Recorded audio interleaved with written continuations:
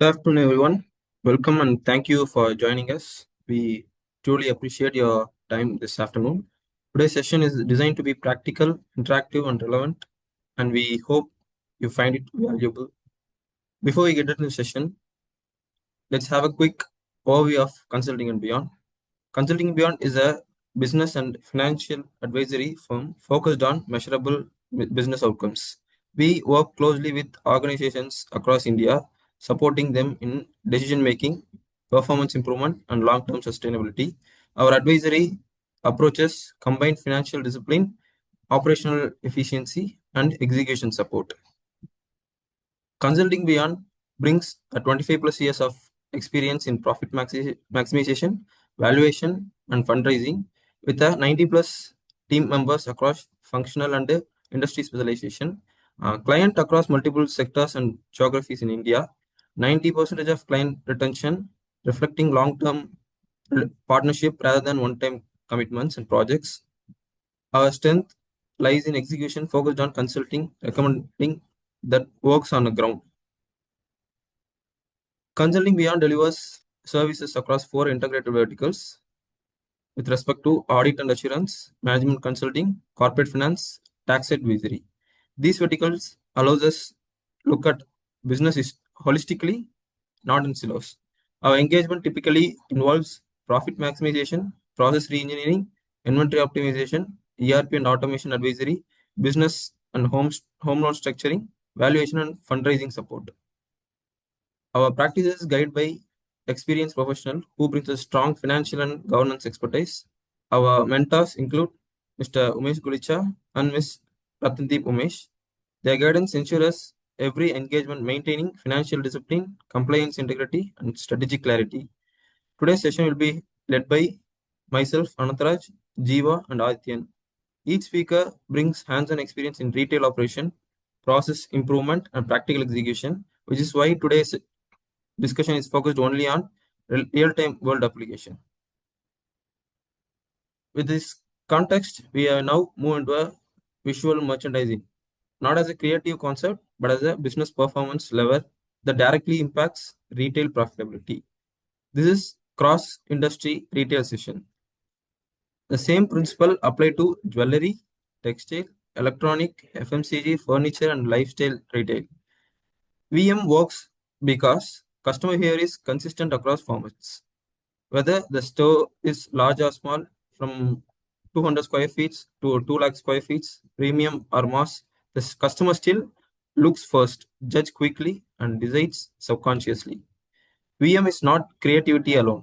It is structured retail system that supports sales. The VM is executed correctly. It directly impacts on walk-in rate, conversion, average bill value, sell-through on focus product. This session focuses on how VM works practically on the shop floor, not as a decoration. Before we get into the core part of the session, let's make this little interactive. It's a poll time. I hope the poll is visible on your screen. Please take a moment to select your option. Based on your responses, we'll move further. The question implies what is the main purpose of visual merchandising?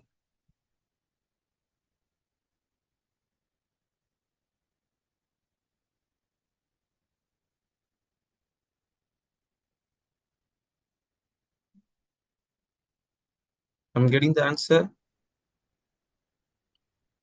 The poll will be closed on after 20 seconds. I will share the result when the poll is closed.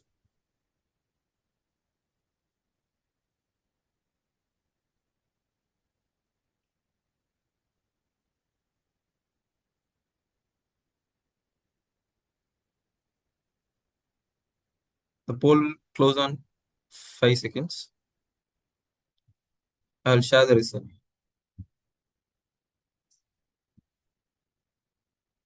I hope the results are sharing in your screens. Most of them did a right job. Yes, it is guiding customers and increasing sale. This is the main purpose of visual merchandising.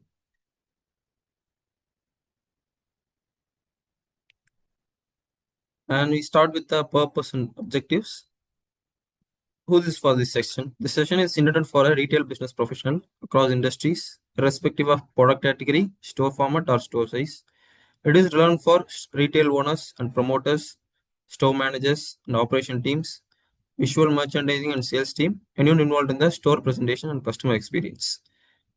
This session focuses on core visual merchandising principles that are practical to execute, easy to standardize, and proven to work across all the retail formats. These principles apply equally to all the verticals and industries: jewelry, textile, FMCG, electronics, furniture, and lifestyle retail. Single store operation, multi-location chains. The objective is to equip participants with the universally applicable VM fundamentals, consistency and clarity, and commercial result on the shop floor. What do you learn from this session? By the end of this session, participants will be able to understand the business value of VM, view VM as a sales and profitability tool, not as a decorative function, implement VM practices that makes easier to execute, maintain, and scale across stores, improve customer engagement, conversion percentage, and basket value, use visual presentation to influence customer behavior and buying decision, align with VM with the brand identity, operations, and sales goal. The entire visual merchandise supports the business strategies and store efficiency and revenue objective. It starts with the basics. What is visual merchandising? It is a planned presentation of a product and space to influence buying behavior of the customers.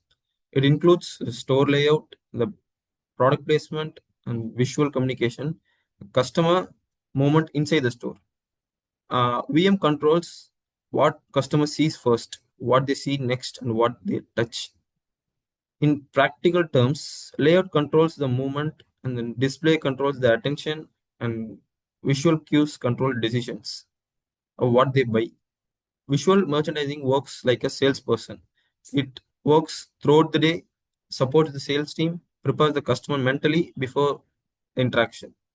When VM is weak, sales staff will struggle. When VM is strong, sales become very, very easier. The business objective of visual merchandising as a clear starts with attract walk-ins. Front display and entrance must clearly communicate what kind of category, what they are selling, and price position, brand personality, etc. The customer should immediately understand what the stores offers. So it's like a first impression. Increase the dwell time. When they get into inside the uh, shop, it should be a clearing zone and organized display, which encourages the customers to stay longer inside the shop. More time inside the store increases the product exposure and purchase probability. Improve product discovery, which includes the products must be very visible, accessible, and logically grouped. The customer should not depending entirely on the sales staff to understand the assortments. And the fourth one of a drive impulse purchase. Strategical placement of an add-on and fast-moving items increase the unplanned buying. Effective VM also strengthen the brand perception and supports premium pricing. Improve sell-through of a slow or a focused stock, which also helps all these kind of elements in VM. Strong VM increases revenue without increasing marketing spend. And the first 5 to 7 second matter. Yeah, if the customer walks into your store, the first 5 to 7 seconds does matter and also influences the customer to whether they I want to buy in this shop or not. Customer decision begins before the interaction. The customer decide whether to stay or leave. Our decision is visual, not a logical.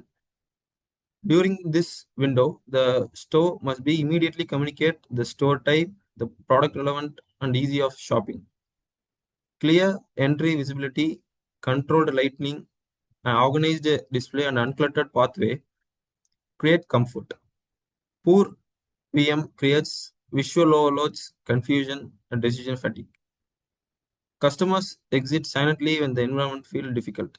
A strong visual impression slows the customer encourages browsing, and improve conversion. This visual impacts determines the success of everything that follows. The, the VM is a sales support system and not a decorative activity. It should be like planned, maintained, and measured one. Good VM reduces the dependency, like providing a discounts or cost that are imposed on advertising, etc. It increases the efficiency of the salesman and also helps into a conversion one. It improves the customer experience without adding any additional costs. The retail success is not driven by the product alone. It also helps to convert the product into a billable one. It's driven by how the product is presented when it's executed correctly and with the right time and the right lightning. VM is converts space into a revenue collection area. Then I'll hand it to Jiva, who will take us through this the next segment and deepen those concepts.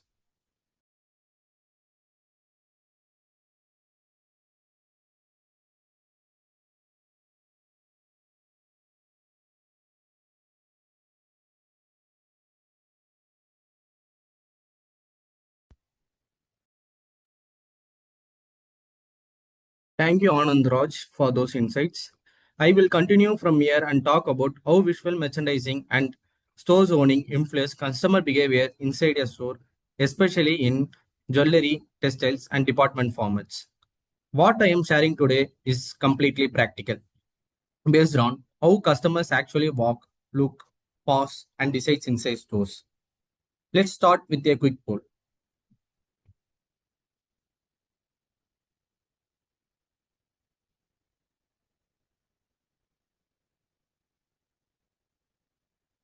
I hope the poll is visible on the screen. I will read the questions through your answers. Which principle states that customers naturally turn right after entering a store?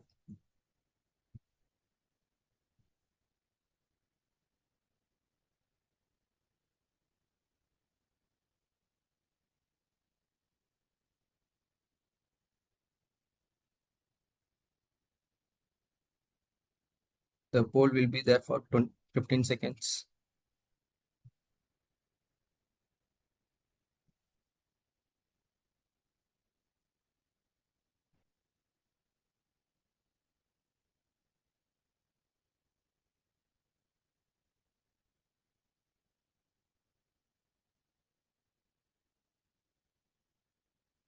Okay, okay. I hope all are answered. I will end the poll.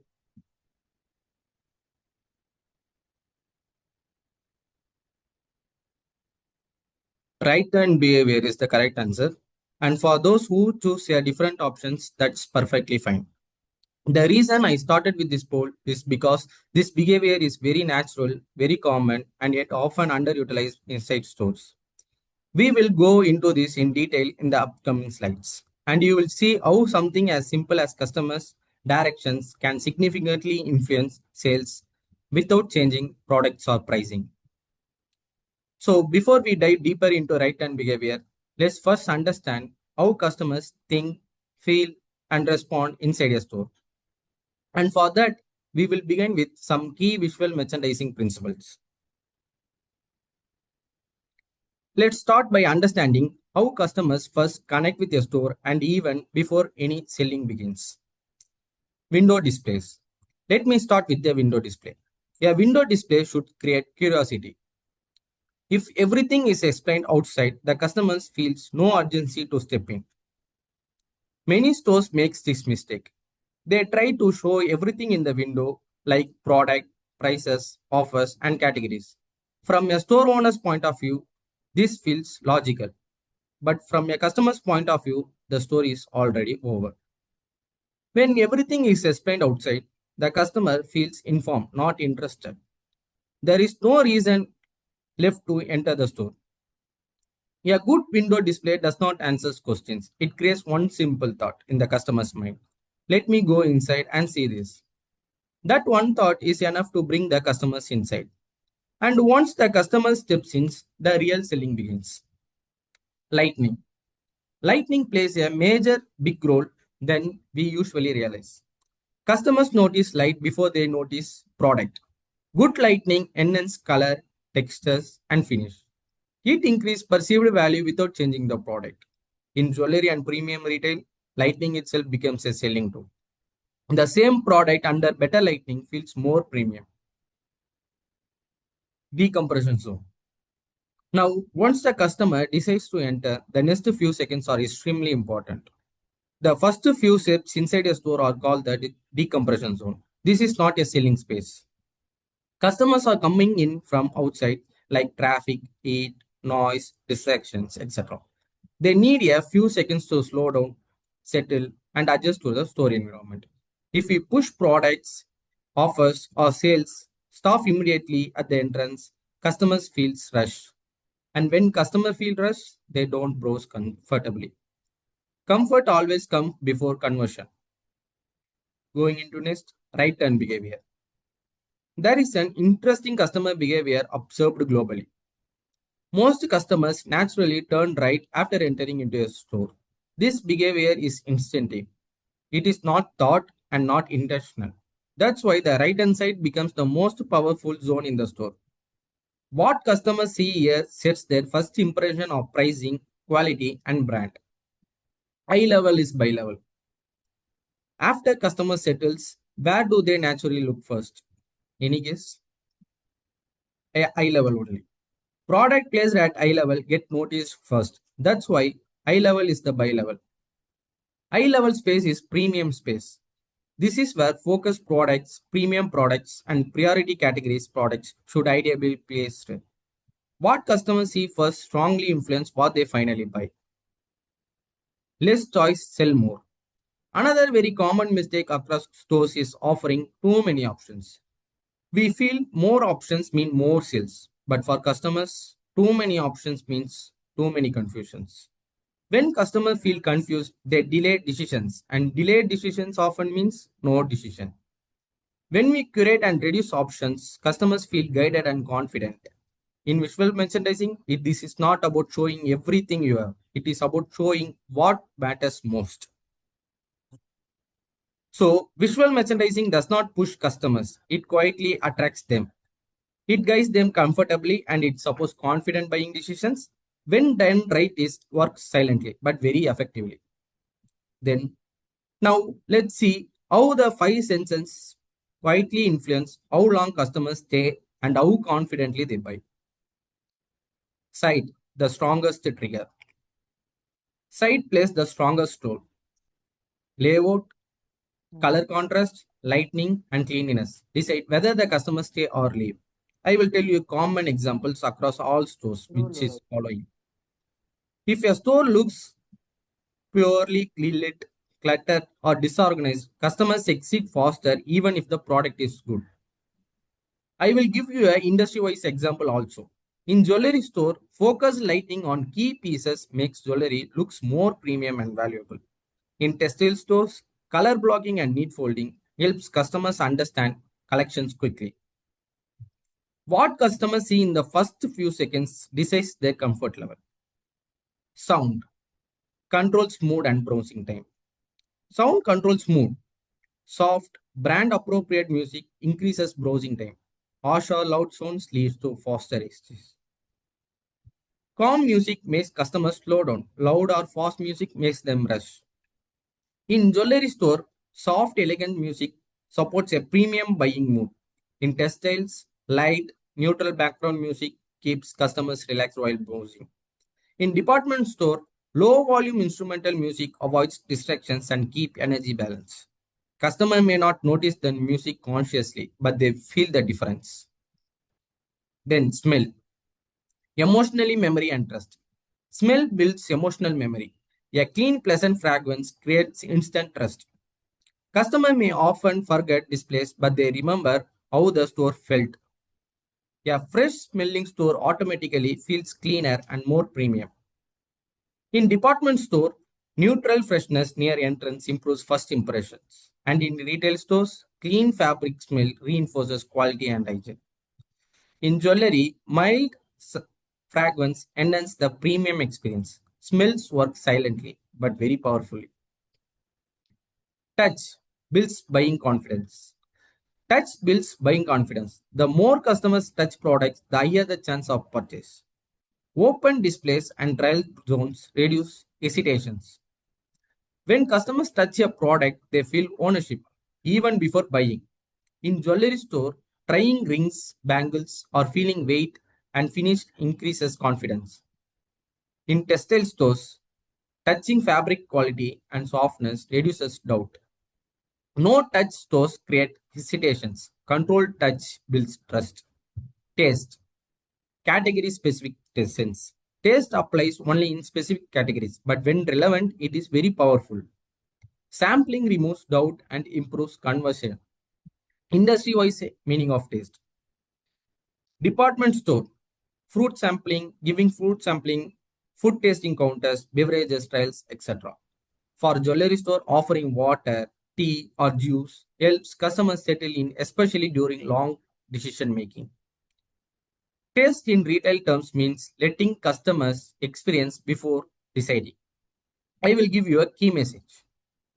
Visual merchandising is not only about what customers see, it is about how customers feel confident and assured they feel inside the store. When the sense are aligned, customers stay longer. And when customers stay longer, sales improve naturally. Store zoning and customer flow. Once customers are inside, the next question is how do they actually move through the store? Customers do not move randomly inside a store. Their movement follows a pattern and visual merchandising guides that pattern. For example, when customers enter a store, they slow down, look around, and then naturally move in a preferred directions, most often towards the right only. That is why the most important zone in this journey is the power zone. What is the power zone? The power zone is a highly visibility, high traffic area, usually on the right hand side after entry. This is the first area customers look at after entering the store. This zone should never be wasted. Why this zone matters? If a customer's first view is slowly moving stock or discounted leftovers, they subconsciously assume the store is limited or outdated options. But if the first view shows premium, fresh, or trending products, customers automatically feel the product is active and the store is valuable. What should go into the power zone? The power zone is used for new launches, high margin products, and focus categories. I will tell you the industry wide examples. In jewelry store, if old or lightweight daily wear jewelry is placed in the power zone, customers assume the store is budget focused only. But when new arrivals or bridal collections are placed here, customers immediately perceive the store as premium and aspirational. In textile store, if basics fabrics or clearance stocks are placed in the power zone, customers browse less. But when new collections or trending styles are displayed in the power zone, customers slow down and explore more. In department store, if utility like items like cleaning supplies or low margin staples occupy the power zone, the opportunity is wasted.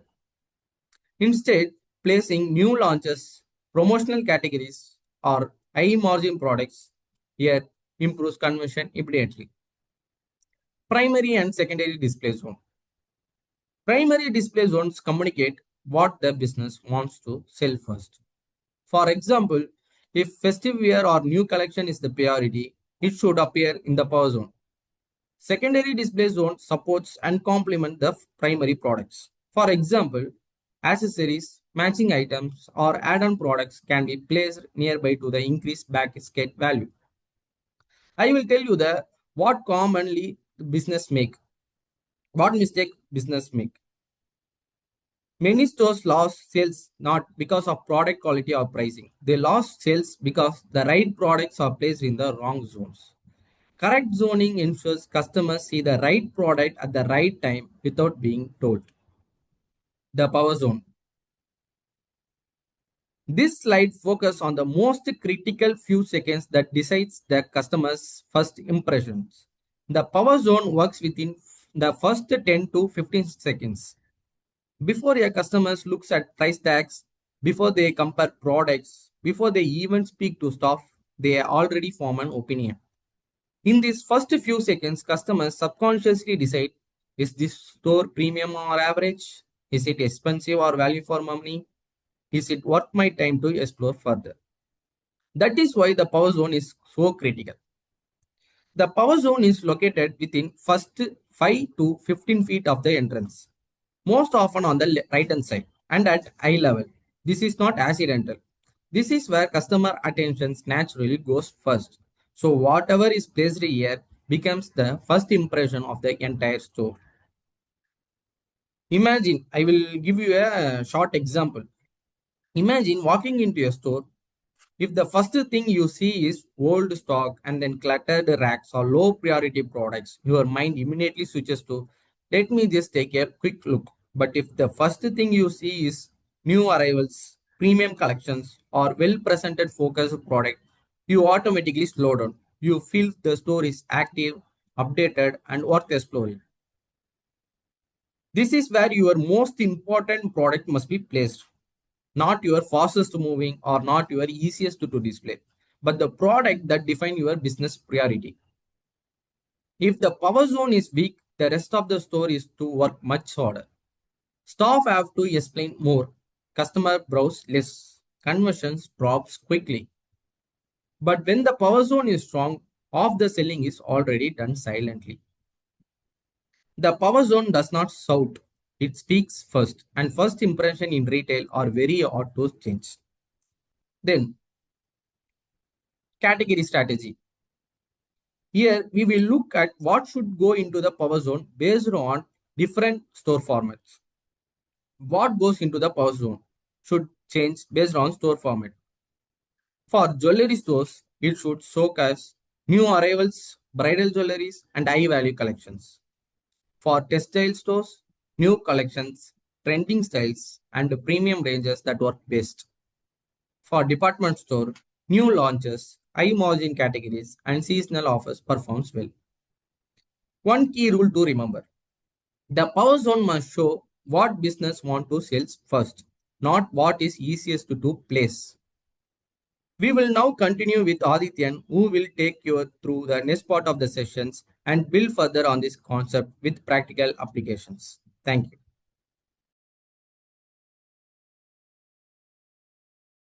Hope I'm audible now. Thanks, Jiva. Let me take on from here. Now I'll walk you all through the product placement and visual hierarchy in visual merchandising. Before that, let's take a poll. We'll share the poll here. Hope the poll is visible. So the question is, why grouping products in odd numbers like 3 more effective than even numbers?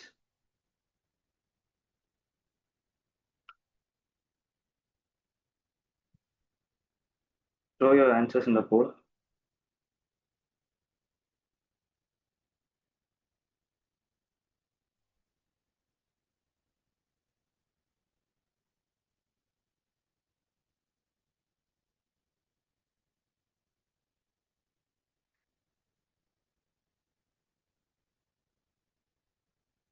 The poll will now let's end the poll now.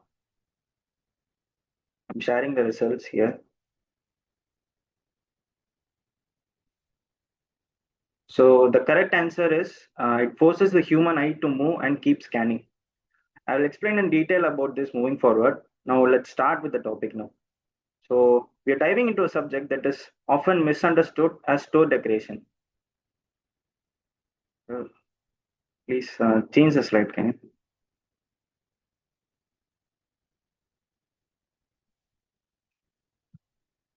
As we begin, I want to clarify a fundamental truth found in our core standards. Visual merchandising is a revenue tool, not a decoration. When we talk about VM, we aren't just making things look like pretty. As the principle states, visual merchandising doesn't decorate stores, it designs the customer's decisions. Our goal is to ensure that browsing feels easy, logical, and above all, stress free for the customer. We want our displays to tell a story rather than trying to show every single item we have in stock. Remember, clarity converts while complexity confuses. Before you set up any display, you must ask yourself if it answers these three critical questions for the customer. What is this? Why should I look at it? Why should I buy it now? If your display doesn't answer these, it isn't working. We achieve this clarity by creating a visual hierarchy using size, color contrast, lighting, elevation, and signage to lead the eye exactly where we want it to go. Now let's move into the universal rules of placement. These are the physics of a retail store. The eye level rule. Now let's focus on what is arguably the most famous rule in retail history. Yet this is one which is most frequently executed incorrectly. The eye level rule in our core standards, we define this rule simply as position priority products at eye level for maximum visibility and ease of selection. But this is but this unpacks what we actually mean for a daily operation and your bottom line. It is a simple biological reality. Humans are front facing creatures. We scan our environment with a natural bias towards what is directly in front of us. In merchandising, we call the space between 4 and 5 feet from the ground the bullseye zone. Why is this zone? Why is this space so critical? Because it represents a path of least resistance. Attention is currency here. For products placed at eye level, receive up to 35% more engagement than those on the shelves immediately above or below them. The lazy shoppers are often in a taste of low involvement decision making. If they must stoop down or reach up, it creates a micro moment of friction.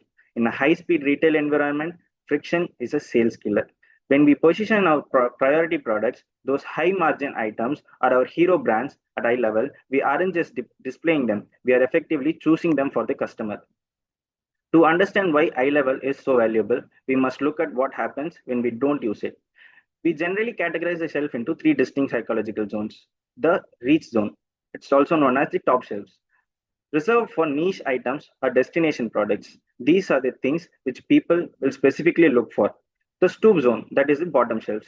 This is the home of bulk items, that heavy products and generic brands. We put them here because the price sensitive shoppers is motivated to look down for a deal. The bullseye zone, this is the eye level zone. This is where our profit drivers live.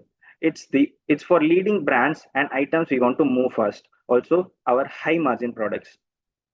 But there is a caveat. Eye level is relative. If you're selling toys or kids cereal, eye level is 3 feet off the ground. Strategic positioning means knowing exactly who is making the purchase decision and meeting their gaze exactly where it lands.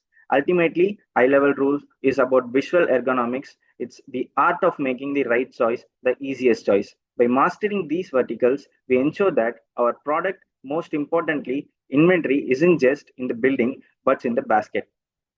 Next, let's move on to the pyramid rule. Visibility is only the half battle. Once we have the customer's eyes on the product using the eye level rule, we must consider the physicality of the display itself. How do we make a mass of product look organized rather than cluttered? We use the pyramid principle, the art of building visual stability from the ground up. The human brain is hardwired to seek out symmetry and balance. When we see a display that is top heavy or vertically flat, it can feel precarious or monotonous. The pyramid principle solves this by utilizing a wide base that tapers as it moves upward. Visual anchoring, a wide base, creates a foundation. It tells the customer's brain that the display is solid and permanent. The sense of stability makes them more comfortable approaching the display.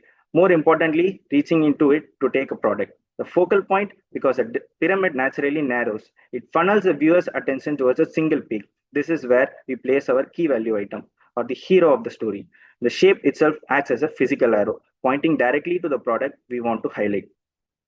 Why does this move more volume? Because a pyramid suggests abundance. A flat shelf looks like a warehouse. A pyramid looks like a curated collection. It allows us to show a high quantity of stock at the base, signaling popularity and value, while maintaining a premium feel at the top. Crucially, it also addresses the fear of ruin. Many customers are hesitant to pull a product from the perfectly rectangular stack of fear of whole thing collapsing. A tapered pyramid feels safe to shop from, encouraging that vital first physical touch. Next, let's move on to the rule of three. Now, it's the time to understand the answer of the poll. Why three? It sounds like a random number, right? But in design, three is the smallest number required to create a pattern. When we see two items, our brain sees a pair. It's symmetrical, it's finished, and often it's boring. But the moment you add a third item, you create a sense of dynamic tension. The brain cannot easily pair up the items, so the eyes are forced to move around the grouping. This moment is exactly what we want. That is the gaze movement.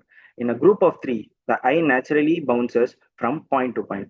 This keeps the customer's attention on the products for a split second longer. In retail, those extra milliseconds of attention are where the decision to buy is made. Breaking the monotony, large, even numbered rows of products can eventually look like a wall that the eye just glides over.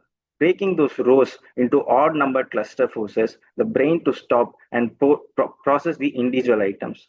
To apply the rule of three effectively, we don't just put three identical boxes next to each other. We use the good, best, better logic. When we group in threes, we provide enough variety to be interesting, but not so much that we trigger choice paralysis. It makes the display feel curated and intentional rather than just stock. It tells the customer, we have selected these specific options for you. Next is the front facing orientation. Why is facing so vital?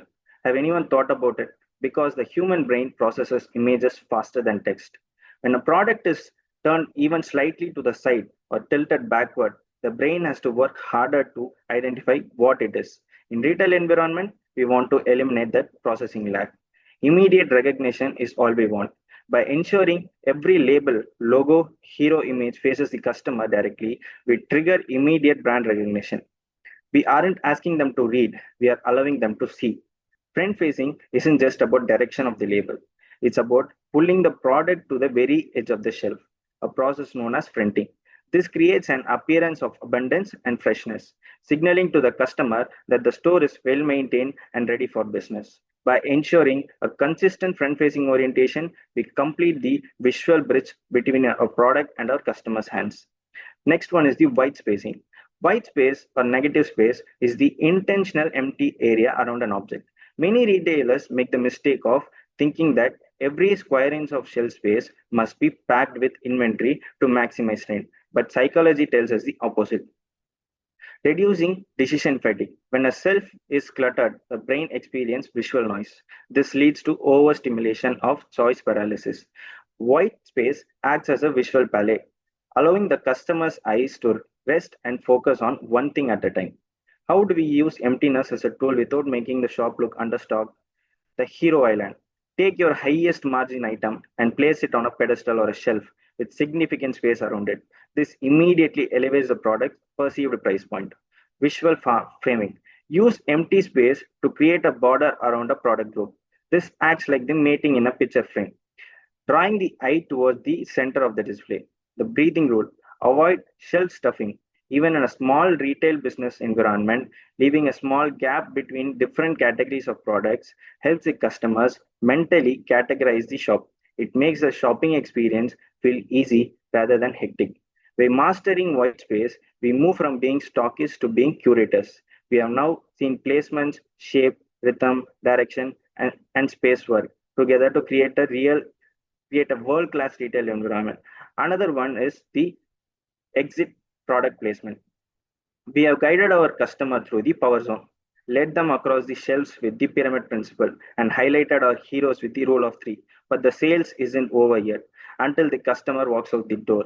This brings us to the exit product placement, our final opportunity to turn a visitor into a loyalist. Psychology tells us that people judge an experience largely based on how it ends. If the exit is cluttered with empty boxes, trash bins, disorganized returns, that is the memory they take home. Instead, we use the exit as a value reinforcer. We want a clean, minimal display that highlights just one or two selected products. This isn't about overwhelming the choice. It's about a strong final impression that screams quality and drives that last second impulse intent. The one item focus. Use a single well lit pedestal or a small eye level shelf. Display high margin add on, perhaps a premium accessory or a curated gift item. The gift of convenience. Place items that require zero thought but offer high reward. If they just bought an expensive sari, the exit zone might feature a premium garment bag or a signature scent. Keep it high end. Even in high volume departmental stores, the exit should feel like a boutique. By keeping this area uncluttered, you reinforce the premium nature of the brand.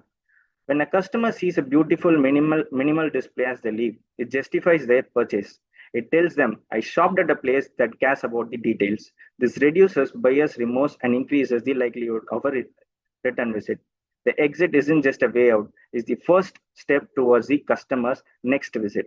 It's where we plant the seed for the next purchase. Now, let's move on into real world examples of visual merchandising principle to make you understand it in a more better way. Let's take example in certain prominent retail industries that uses visual merchandising. Let's first look at visual merchandising in jewelry industry. Now let's discuss about the white spacing principle in jewelry industry. In jewelry industry, we don't sell gold and stones. We sell prestige and emotion. Look at the difference between a local gold exchange and a high-end boutique. In a discount environment, you see mass facing, trays overflowing with rings and chains. It signals a volume and price per gram. But in a premium jewelry environment, we use the museum effect. We take a single intricate diamond necklace and place it inside a large glass case with absolutely nothing around it. That nothing and nothingness, that white space, is doing the heavy lifting. It tells the customer this piece is so unique, it cannot be grouped with others. Space creates an immediate spike in perceived value. Further, let's talk about the lighting usage. You can have the most expensive inventory, the perfect eye level placement, and beautiful white space. But if your lighting is wrong, your product will look dead. In jewelry business, lighting is your silent salesperson. It is a difference between a stone that sparkles and one that looks like a common glass. But not all light is created equal. We have to match the color temperature to the material. Let's take an example. For gold, we use the warm white. This enhances the yellow hues, making the metal look rich, heavy, and glowing. For diamond, we use the cool white. This brings out the fire and scintillation in the stone. If you put a diamond under warm light and it looks yellowed. If you put a gold under cool light, it looks pale. Correct lighting is essentially a makeup artist for your inventory. Let's look at power zone. In the world of retail, the first 10 to 15 seconds are the most expensive seconds you own. As said in the earlier slides, that is the window of time it takes for a customer to walk through your door and subconsciously decide, is this store for me? This entry space is what we call the power zone, and it is where your brand makes its most important promise.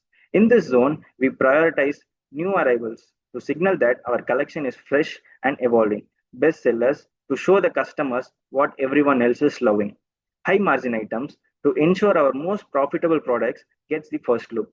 Remember, the power zone is a transition. It's where we move the customers from the noise of the outside world into a focused experience of our brand. Let's take another industry for a better understanding.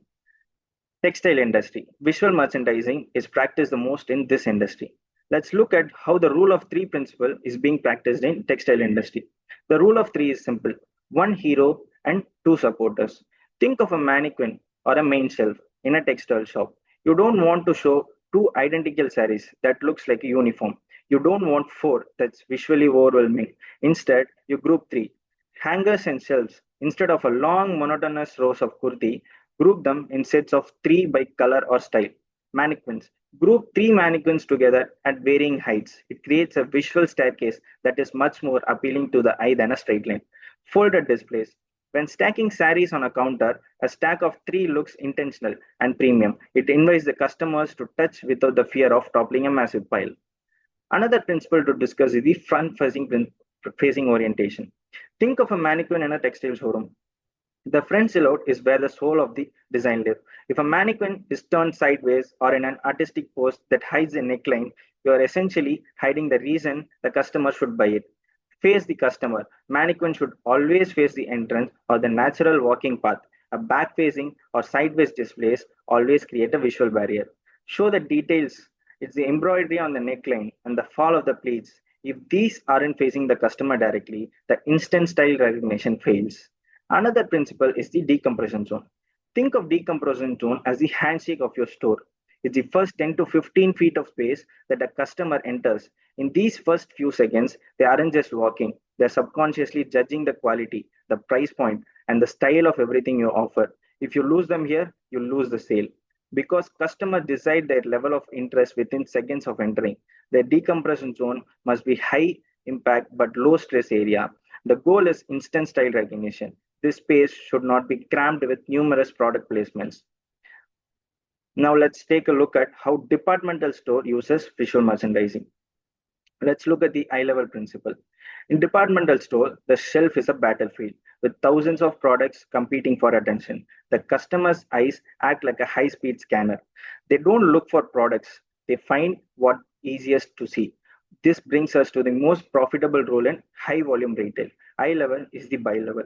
In a standard departmental aisle, the golden stripe is the shelf space located roughly 4 to 5 feet from the floor, as stated earlier. This is the only area that's received passive attention. To see anything higher, the customer has to look up. To see anything lower, they have to stoop. Research shows that moving a product from bottom shelf to eye level can increase its sales by as much as 70 to 80%. In a departmental store, we don't just place products, we rank them by their profitability and position them accordingly. Another important principle is the pyramid principle in departmental store. The human eye craves structure. In departmental store, where we stock everything from 2-liter cola bottle to small packet of biscuits, we use a wide to narrow approach. This creates visual stability. If you stack the same height all the way across, the shelves look like a wall of noise. The pyramid shape, however, creates a focal point that tells the customer exactly where to look first. The pyramid principle allows us to show abundance without causing anxiety. When you stack biscuits in a flat, endless row, they look like a commodity. But when you stack them in a tiered pyramid like structure with the largest pack at the base and the premium singles at the top, you create a story of value and quality. It makes the shelf feel safe to shop from. The customer isn't afraid that pulling one item will cause a landslide. Right and behavior principle is another visual merchandising principle which would be focused in departmental store. Right and behavior principle is the first direction decides the first purchase. Think about the last time you walked into a supermarket. Which way did you turn? If you are like the 80% of the population, you are reflexively veered to the right. This isn't a coincidence, it's a biological pattern. In retail, we call the area immediately to right of the entrance the power zone. As you can see, the right turn behavior and power zones are interconnected, and it is the most valuable square footage in your entire building. Hope you all got some insights from the real world examples that is being followed in various industries. VM tool. VM is a revenue tool, not a decoration. We aren't just making the store look pretty, we are engineering a high performance sales floor. Every display is a silent salesperson with a quota to meet. If a display doesn't move inventory, it's not an art, it's an expense. Simplicity improves the conversion. Clarity converts while complexity confuses. A confused customer never buys. A focused customer can't help but buy.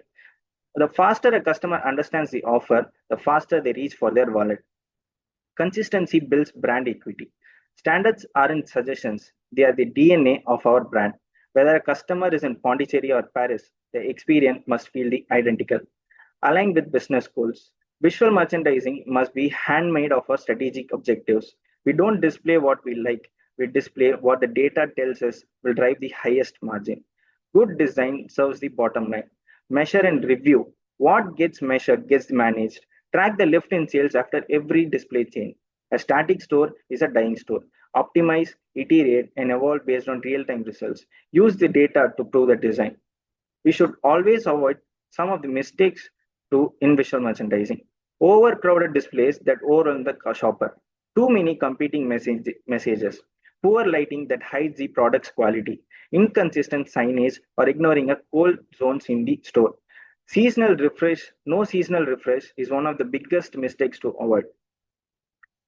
As you can see, quick wins can be small VM corrections can deliver double-digit revenue improvements. Results appear quickly when discipline is maintained. These are not just words, it is a real world classic example. Visual merchandising doesn't decorate stores, it designs customer decisions. On that note, let me conclude the webinar here. Thank you all. Thank you. Any questions can be addressed now. We are ready to provide answers in both English and Tamil. தமிழ்லையும் கேட்கலாம் இங்கிலீஷ்லையும் கேட்கலாம்.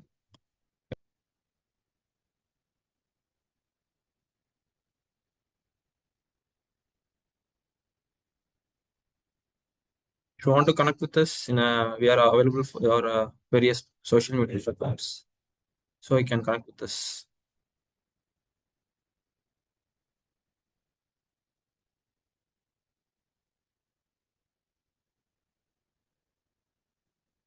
Thank you for attending session. Hope it will be a good eye-opening for everyone. And I will end this session. Thank you for attending the session. Thank you.